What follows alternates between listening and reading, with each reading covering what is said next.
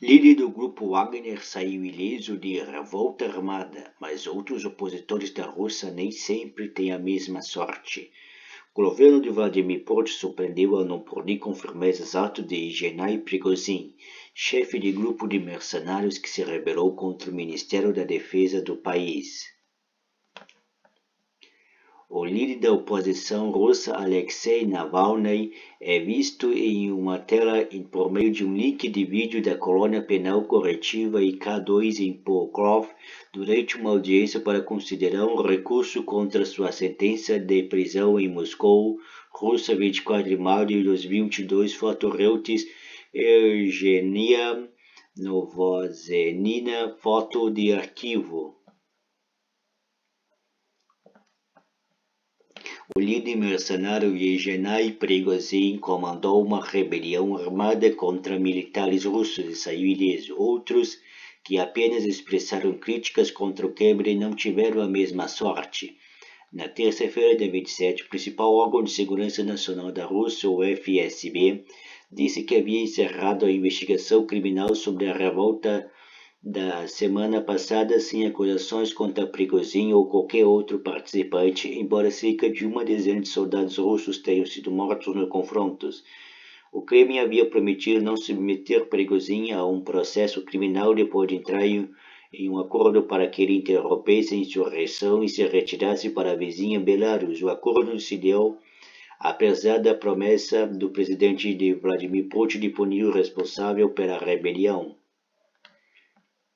Diante de uma pergunta da Associated Press sobre essa guinada, durante uma teleconferência com repórteres na terça-feira, o porta-voz do Kremlin, Dmitry Peskov, se recusou a comentar que Prigozhin tenha conseguido escapar do julgamento, pelo menos por enquanto, é um duro contraste com a forma como o Kremlin vem lidando com protestos contra o governo como expressão oposição à guerra da Ucrânia ou questionar o domínio de Putin. Peskov, em resposta a uma pergunta sobre o assunto, mencionou a vontade de Putin de evitar que os eventos se desenrolassem conforme o pior cenário possível, além das promessas e garantias oferecidas a Prigozhin. Acusações seletivas. Ivan Pavlov, um importante advogado que já atuou em casos de grande repercussão envolvendo o FSB, contou à AP que as leis não funcionam na Rússia e quando funciona é muito seletivo. O motivo, segundo Pavlov, é a conveniência política. Que o processo contra Prigozhin tenha sido arquivado é nada menos que uma vergonha. O líder oposicionista Alexei Navalny, preso, foi jogado em uma cela solitária da colônia penal onde está cumprindo 9 anos de pena por pequenas transgressões de regras prisionais. Eu adoraria ver a cara de Navalny na próxima audiência judicial sobre abotoamento incorreto de seu uniforme quando souber que um processo de rebelião armada foi arquivado porque a pessoa envolvida nele concordou em ir embora para Belarus, disse Georgiy Arburov, aliado de Navalny, em um tweet na terça. Quando Navalny foi informado sobre a rebelião por seus advogados durante uma audiência judicial, ele disse ter achado que era uma piada. Eles estavam me contando sobre a tomada de Rostov, os helicópteros abatidos e a coluna armada seguindo em direção a Moscou. Fiquei esperando alguém gritar de repente. É uma pegadinha, mas ninguém gritou.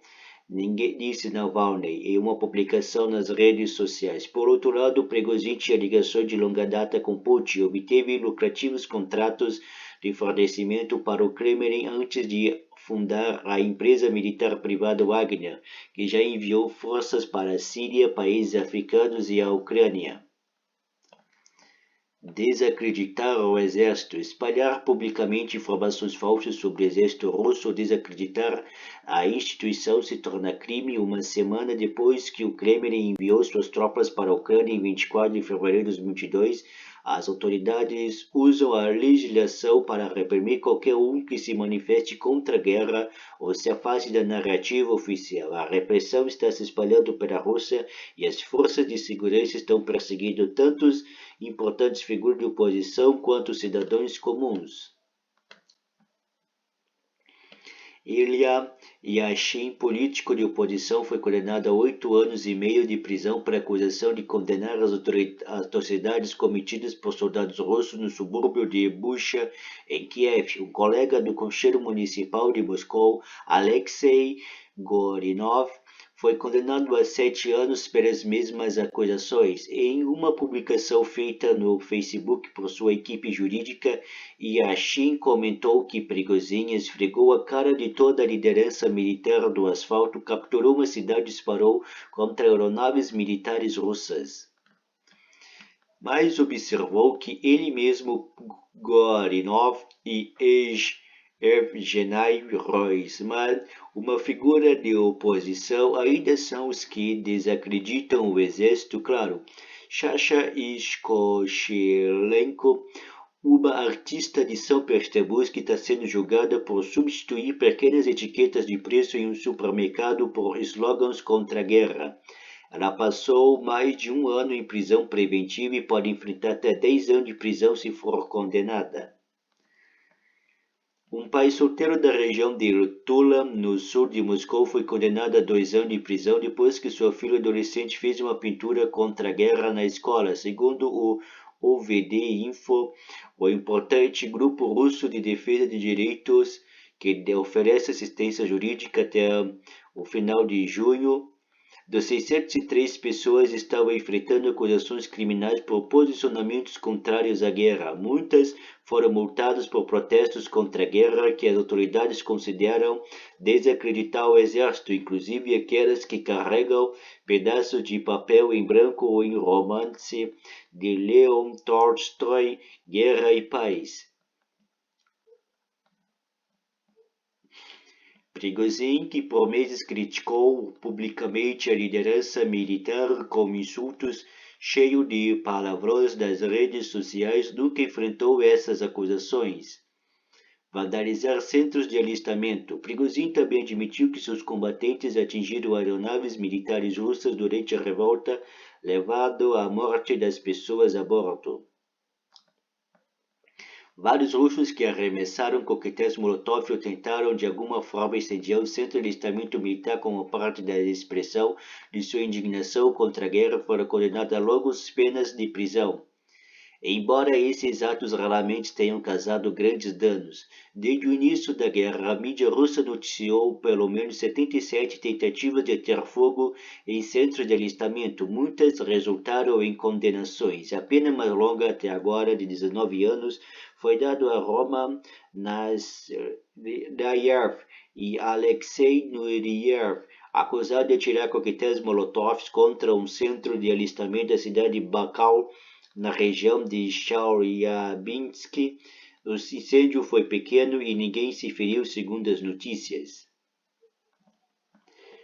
Nazarev disse em juízo que estava expressando seu desacordo com a operação militar especial, termo usado pelo Kremlin para a guerra na Ucrânia.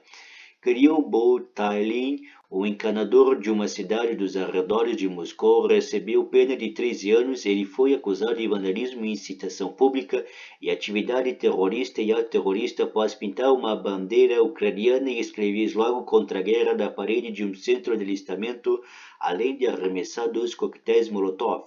As penas para outras pessoas que tentaram incendiar esses centros variam entre 1 ano e meio a 12 anos. Acusações de traição. Em um discurso à nação no sábado, Putin usou o termo traição para se referir à rebelião de Prigozhin, um delito grave na Rússia que é julgado em sigilo e quase nunca resulta em absolvição. Nos últimos anos, essa acusação foi usada contra críticos ao Kremlin. Cientistas trabalhando em pesquisas internacionais e, mais recentemente, russos que se opõem à guerra e doam dinheiro para apoiar o exército ucraniano. Na segunda-feira, Valery Guribkin, um cientista aeroespacial de 70 anos, foi condenado por traição e recebeu pena de 12 anos por entregar segredo de Estado a representantes de organizações estrangeiras. Golubikin, insistiu em sua inocência. Os advogados argumentaram que ele estava trabalhando em um projeto internacional e tinha permissão para compartilhar dados com seus parceiros estrangeiros. No começo deste ano, Vladimir Kara-Murza Jr., uma das principais figuras de oposição, foi condenado por traição por denunciar guerra em público e recebeu uma pena de 25 anos de prisão. No ano passado, o ex-jornalista Ivan Safronov foi condenado a 22 anos de prisão por traição por repassar segredos militares para a inteligência tcheca e um cidadão alemão. Safronov insistiu em sua inocência e muitos jornalistas russos consideraram que o processo contra ele foi uma vingança por sua reportagem que expuseram questionáveis transações com armas.